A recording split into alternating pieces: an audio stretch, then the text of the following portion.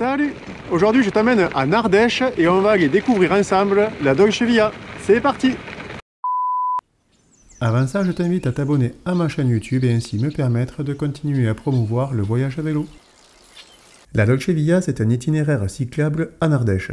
Elle a une forme de fourche en Y avec donc plusieurs possibilités pour le départ et arrivée. Pour ma part, je suis parti de la Voulte-sur-Rhône pour monter jusqu'à Saint-Agrève. Le lendemain, après avoir brièvement fait une partie du trajet de la veille en sens inverse jusqu'au Cheylard, j'ai continué à pédaler sur l'autre tronçon de la Dolce Via en me rendant à Gamastre. Là, j'ai pu prendre un ancien train à vapeur qui m'a ramené au bord du Rhône avant de revenir en pédalant jusqu'à mon point de départ. Allez, ça c'est pour l'itinéraire, maintenant place au voyage.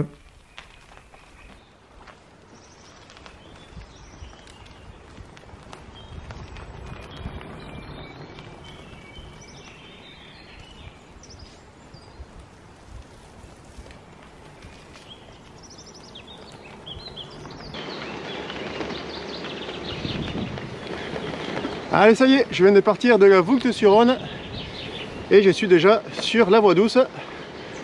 La météo est presque parfaite, grand ciel bleu mais avec du vent.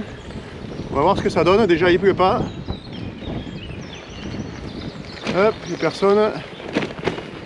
C'est parti pour une première journée à la découverte de la Dolce Via.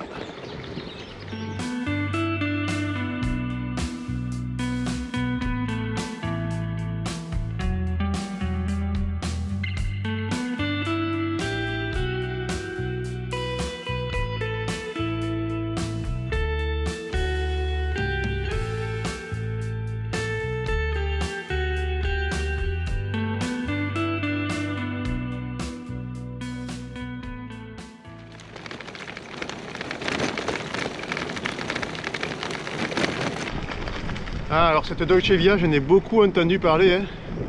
On me l'a conseillé, recommandé, on m'a dit il faut vraiment que tu ailles faire un saut parce qu'elle est quand même très sympa. En plus j'ai vu qu'elle avait été élue plus belle voie douce d'Europe en 2020.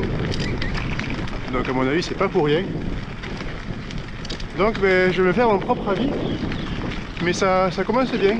On est dans la nature, dans la verdure, pas très loin de la rivière. Puisqu'en fait on remonte l'Eyrieux, on va passer dans les gorges de l'Eyrieux et tout du long je vais vraisemblablement rester sur cette ancienne voie ferrée réaménagée, ce qui fait que a priori je ne devrais pas voir beaucoup de voitures dans la journée et ça c'est franchement top.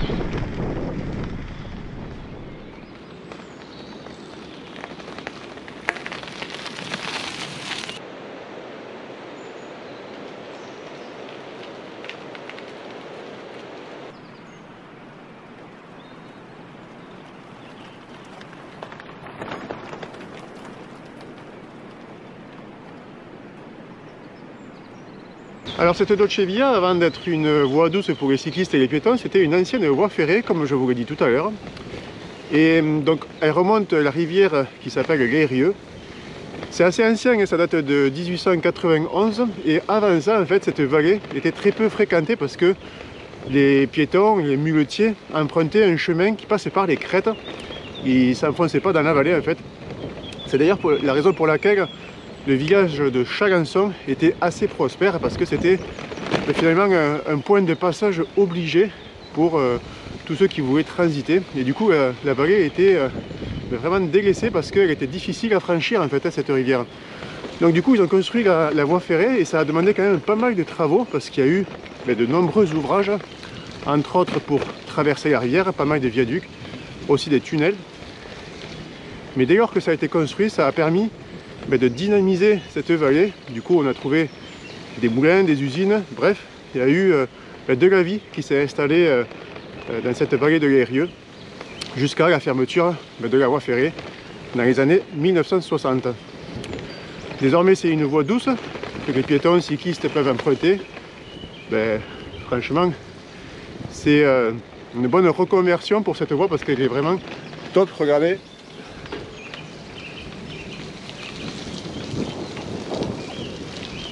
On est vraiment toujours à flanc de falaise, toujours au bord de l'eau.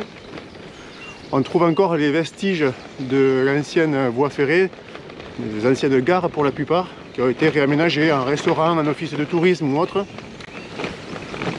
Donc voilà, j'avance.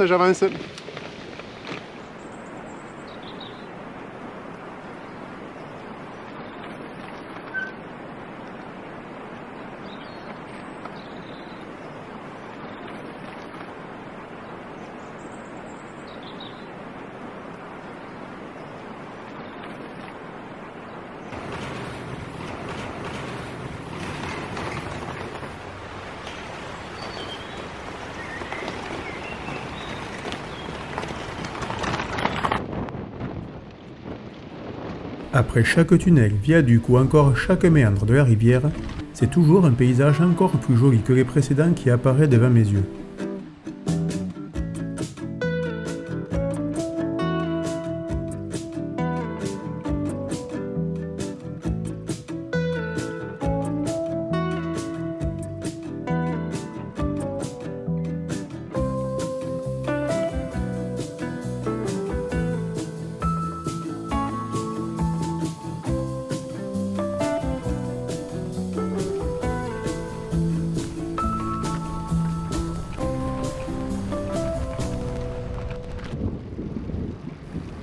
Avant d'arriver au Cheylard, les gorges s'élargissent pour laisser place au grand lac artificiel de Collonges.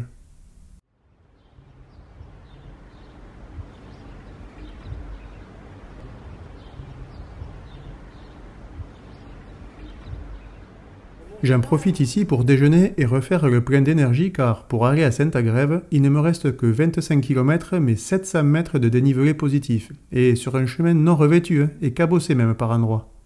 Donc la Dolce Via, moi je veux bien, mais si tu veux te la couler douce, privilégie le sens de la descente. Heureusement, l'itinéraire est vraiment agréable, très nature, ressourçant même.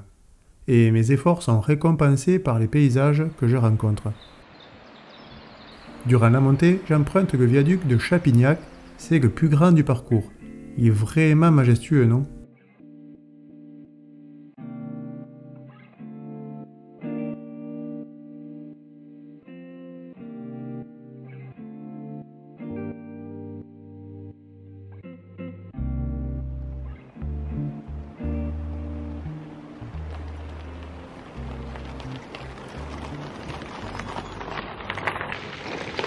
Mais il me tarde d'arriver à Saint-Agrève là quand même.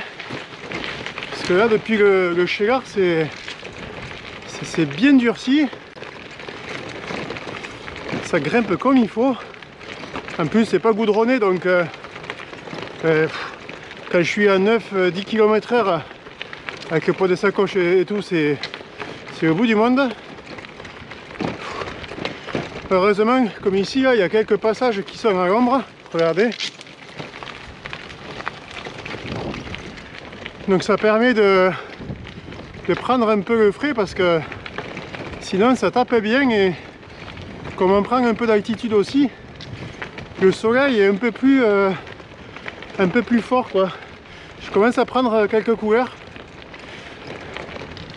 Bon après la voie elle est quand même hyper sympa hein. Tu passes par des tunnels. Là je viens de passer sur un super viaduc comme tu viens de le voir. Donc franchement on s'ennuie pas quoi. Mais bon, le plaisir des yeux c'est une chose, les mollets c'en est une autre. Allez, encore un petit effort.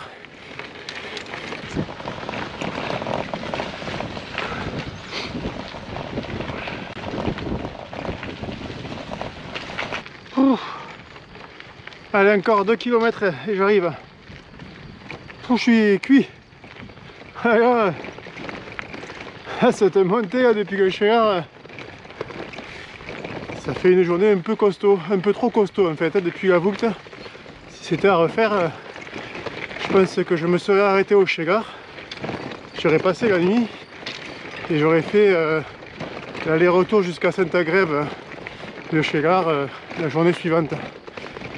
Parce que là en fait je suis arrivé à 80 bornes et plus de 1000 mètres de D+, je sais pas combien exactement. Et pouf, voilà. Il y en a marre. Allez voilà, j'y suis, j'arrive à Saint-Agrève. Le village est perché à plus de 1000 mètres d'altitude. C'est le point culminant de la Dolce Via. Mais là maintenant, si tu veux bien, je vais aller au camping pour monter la tente, me faire à manger et me reposer.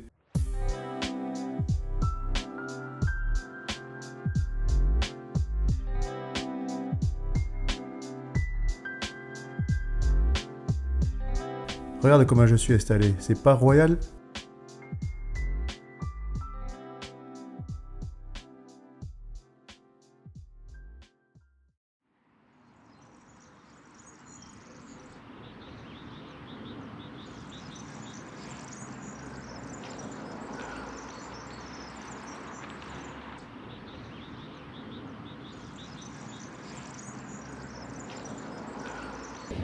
Allez, deuxième jour sur cette Dolce Via en Ardèche.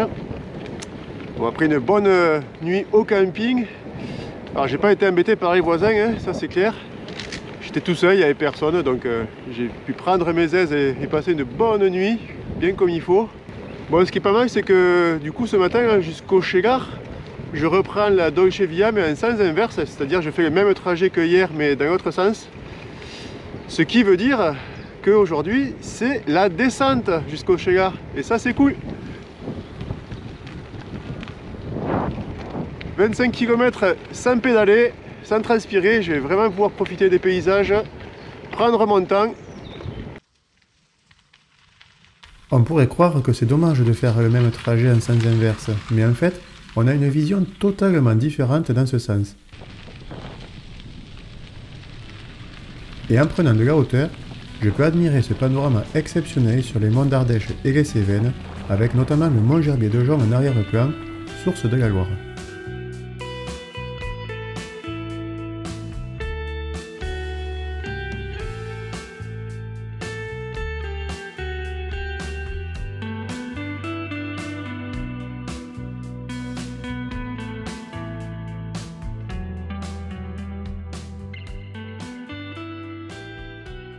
Je m'engouffre maintenant dans la forêt.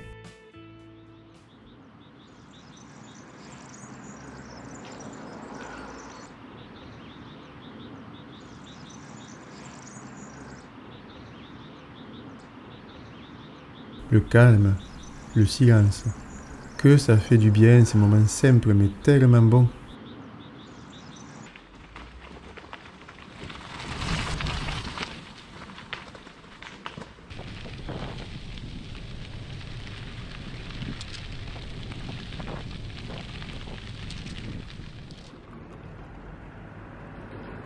Me voilà revenu au Chegar où je suis passé hier.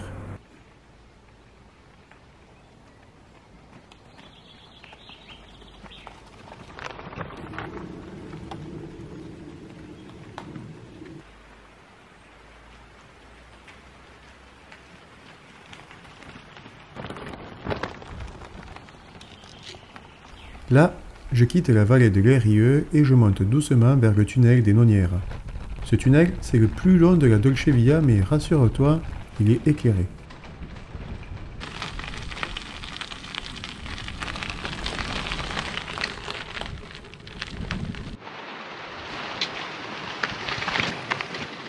Au bout de cette dernière descente, ça y est, j'arrive à la Mastre, la fin de la Dolce Via, mais pas la fin du voyage si tu te rappelles du début de la vidéo.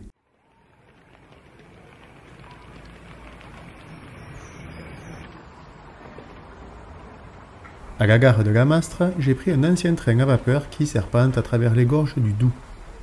C'est sympa parce que la Dolce Via c'est tout le long sur une ancienne voie ferrée et là, finalement, ça permet de s'imaginer ce qu'était la ligne lorsqu'elle était en service. En plus, c'est quand même beau de contempler cette machine ancestrale et l'art de la faire fonctionner.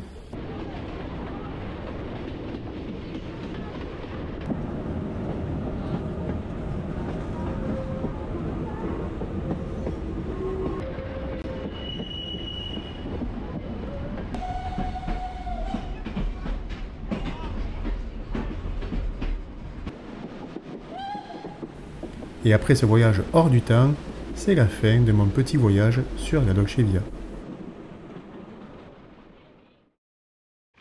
Voilà, j'arrive au bout de la Dolce Via. J'espère que ça t'a plu. En tout cas, moi, je me suis régalé.